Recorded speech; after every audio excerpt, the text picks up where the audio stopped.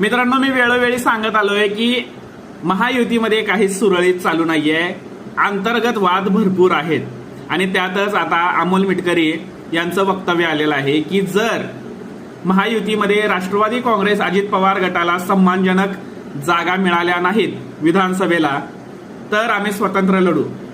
मी तर म्हणेन अजितदादा पवार स्वतंत्र लढण्याचा विचार करतच नाहीये, कारण ते जर स्वतंत्र लढले त्यांचे गेलेले जेवढे आमदार आहेत ते सुद्धा निवडून येणार नाहीत.